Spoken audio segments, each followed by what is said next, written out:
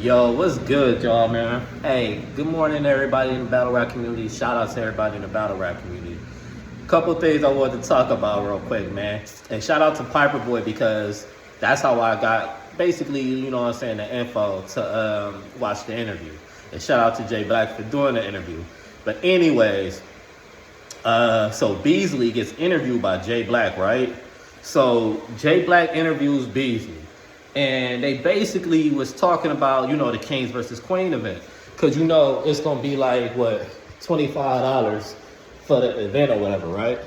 So, let me get out of here real quick. Doing my laundry or whatever. But it's going to be $25 for the event, right? So, basically, Jay Black asking him about that. Like, you know, what's going on with it. So, he said, basically, you know, it's really like kind of what I said. You know how Remy did her event, she charged like 50 or 65, whatever. So he was saying basically, you know, they're a business, you know, and if everybody else is partaking in pay-per-views, then, you know, why not us? Understandable, but I knew that was it, because he was going on to say, you know, well, we basically gave y'all 3 years of free battles, but ours is at a discounted rate, $25. He didn't really expand on if that was going to be long term at that price point, but for right now, that's what I'm assuming. But he goes on, you know, he basically say, you know, it should have been a better rollout, but they kind of found out last minute. So that's why we found out last minute about having to pay the $25. Because like I said in my previous blog, it's not about the money. It's basically the principle about, you know, letting us know late. You know, $25 ain't nothing, but sometimes, you know, people, they might have other obligations where they got to place their money. But anyways, though, he goes on to say the event $25, and if you already a loyal app subscriber, they'll give you basically a month free on the app. So it's all good. Then he goes on, he's talking about, I don't know if he took a shot at Remy, but when he was talking about like other people, they charging like $50, $60, and ours is at this kind of price of $25. Maybe it was a shot at Remy, I don't know. But then, you know, he goes on, he's talking about Eazy, right? So, yo, before he even got into Eazy, he was talking about A-Word, you know what I'm saying? Talking about like how A-Word, he battled on all these different YouTube platforms, got these looks and all that. And his profile isn't as large as an Eazy the Block Captain's profile, right? So then he goes on and he starts talking about Eazy, talking about, you know, when we discovered Eazy at the URL, it's like his career was done for. Basically, he was left for dead. Kind of like the equivalent to Juvenile leaving Young Buck on the tour bus, leaving him for dead type shit. But that's what Beasley basically was saying. Like, you know, his career was basically all that it was going to be until he got with the URL. They built up his profile in Ultimate Madness. And now look at, you know, where Eazy is, from doing TV shows, movies, doing videos, music on all streaming platforms. You know, he battled Hitman recently at the Remy event. So Beasley came with a full clip, and he was saying like, we built this profile up, you know, and we honor contracts, because that's what he was talking about with the caffeine deal. Because Jay Black, I'm gonna be all over in this blog, but Jay Black was asking him about, you know, instead of using caffeine to stream live events, why not use the app? So Beasley was basically saying, you know, that's something that we're going to probably be doing in the near future, but they got contracts that they got to honor. So until then, you know, they probably stay away from it for now. But then he goes on to say that they might actually do that within the contract, just depending on the negotiations. But back to the Eazy topic, though. So he basically said, you know, Eazy career was where it was going to be. They built this profile up, and he was saying, like, you know, if that's the case about the YouTube drops, how come ain't nobody else like building up other artists?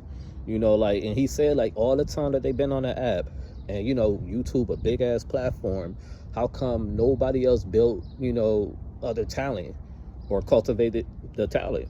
And I gotta agree with Beasley. Everything he was saying in that interview, I can't do nothing but agree with it.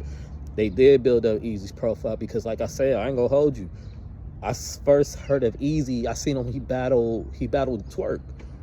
And this was like years ago when he battled Twerk, and Tay Rock hosted the event. Twerk beat him, I think.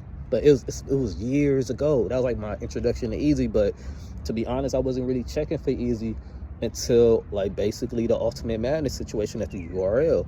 And he also says that if YouTube is such a big platform, which it is, but he was saying if YouTube is so big and it's very important for battlers to get the YouTube drops, how come their profiles are being built up more on the URL?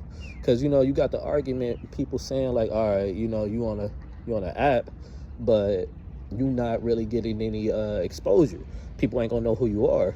But a lot of people already know who Eazy is, and that is thanks to the app though. So we're not gonna act like that didn't happen.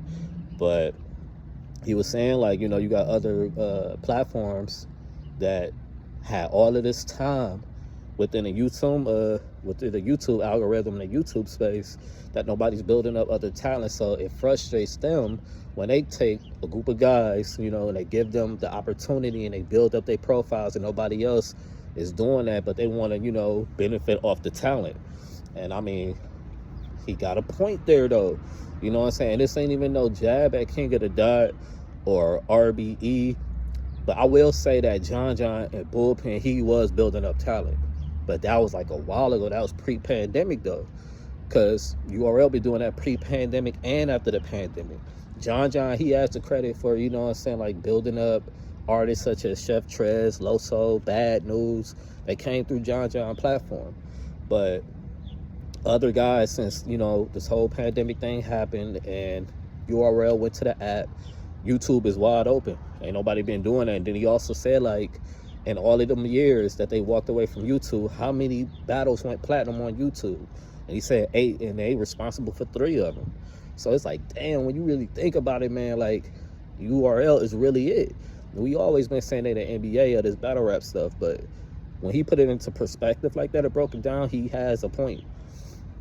Also, he was talking about within the YouTube space, because, you know, like, you got battlers come out now talking about like, hey, I want to get more visibility. They upset that they not on YouTube, because I think Jazz came out recently about saying like, you know, a fan said her versus Official was fire, that she got more battles, but a lot of her stuff is on the app.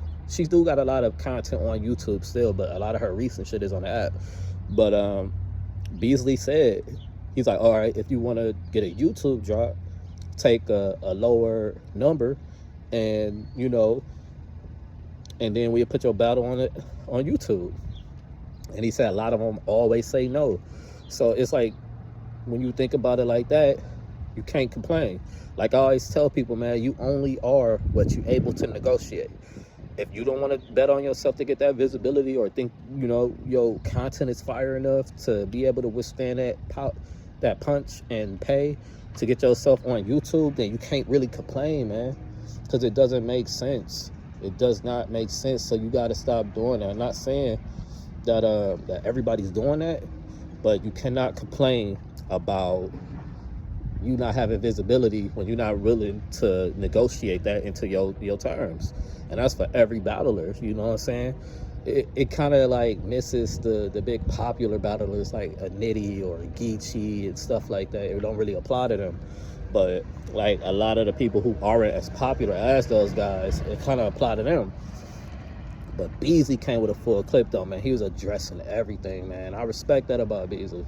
I respect it, because he said he is going to take accountability, you know, basically for them learning late about, you know, us having to pay the $25 for the Kings versus Queen event.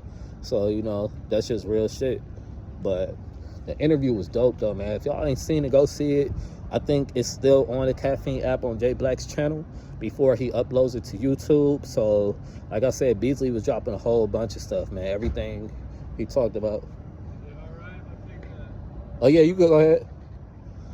But yeah, he was talking about everything though, man, from YouTube, the YouTube drops, Eazy the Block Captain. I felt like he took the shot at Remy, but I don't know, I could be reaching.